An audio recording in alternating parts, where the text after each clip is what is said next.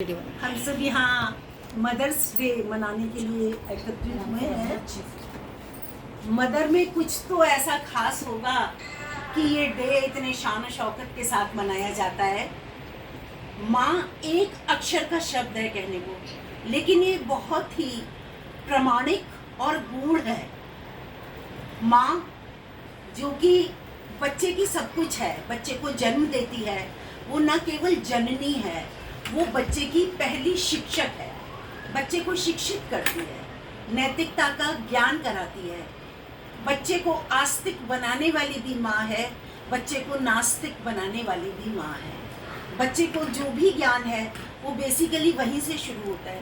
कहते हैं बच्चे के अंदर जो गुण पहले 5 सालों में आ जाते हैं, सारी जिंदगी उन्हीं का एनहेंसमेंट होता है, उन्हीं का विकास होता है।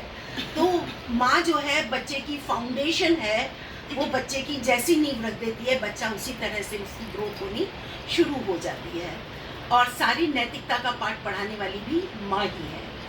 और एक माँ ही है इस मतलब भरे जमाने में जो बिना मतलब के प्यार करती है, और कोई ऐसा बंदा नहीं जो बिना मतलब के हमें प्यार करे। एक माँ है जो बिना मतलब के प्यार करती है, और उसका अनकंडीशनल लव होता है और सेल्फलेस लव होता है।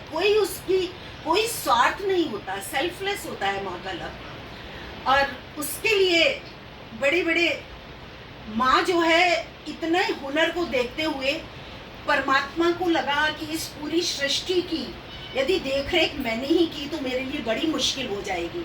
सबकी देखभाल करना, सबके सुख दुख का ध्यान रखना, तो परमात्मा को लगा कुछ मुश्किल काम है। तो मुझे ऐसा लगता है शायद अपनी हेल्प के लिए परमात्मा ने माँ का सृजन किया। हालांकि माँ का सृजन करके ऐसा नहीं कि भगवान कोई बहुत खुश हुआ, क्योंकि एक कवि हैं मनोज तबस्सुर, मैं उनकी कुछ पंक्तियाँ आपको सुनाऊं।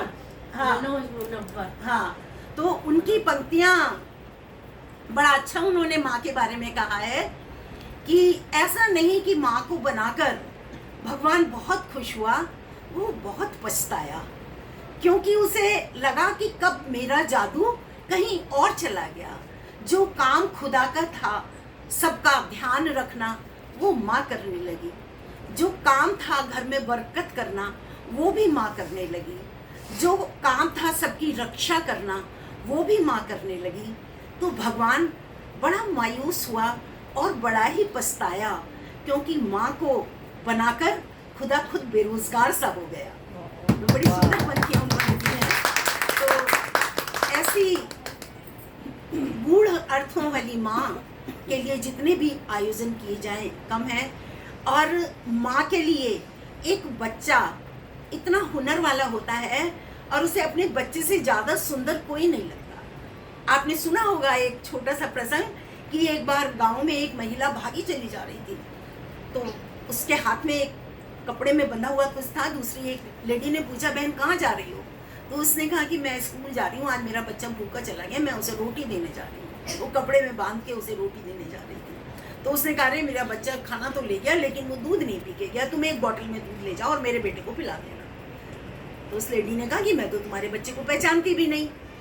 उसने कहा, अरे क्लास में जो सबसे सुंदर हो वो मेरा बच्चा है, उसे तुम दूध पिला देना। अब वो लेडी गई, उसने पूरी क्लास को देखा और उसे तो सबसे सुंदर अपना ही बच्चा लगा। सांवला सलोना पतला दुबला सा, उसे लगा सबसे सुंदर यही है, और उसने वो दूध भी उसी को पिला दिया। तो माँ को अपने बच्चे से ज़्यादा अच्छा कुछ नहीं लगता, और माँ अपने बच्चे की सबसे बड़ी डॉक्टर होती है। ऐसा कोई डॉक्टर नहीं जो बिना थर्मामीटर के हमारा बुखार नाप ले, और हमारी माँ एक ऐसा डॉक्टर है जो बिना थर्मामीटर के हमारी शक्ल देखकर, हमारी आवाज़ सुनकर बुखार नाप लेती है। और ऐसा बच्चा जो मुंह से बोल नहीं सकता, दूध पीते बच्चे को दूध पीते हुए के होठों की गरमाई को फील करके माँ को अंदाज हो जाता है कि मेरे बच्चे को बुखार है। तो इतनी संवेदनशील होती है माँ। जब डॉक्टर भी इलाज नहीं कर पाते तो माँ क्या करती है? नजर उतारती है, क्योंकि साहब कोई हंसी मजाक नहीं, उसे तो अपने बच्चे को ठीक करना है। तो माँ के पास वो हुनर है जो एक डॉक्टर के पास भी नहीं है। तो ऐसी परम वंदनीय माता को सदैव नमन, चाहे वो मेरी हो आपकी। Thank you.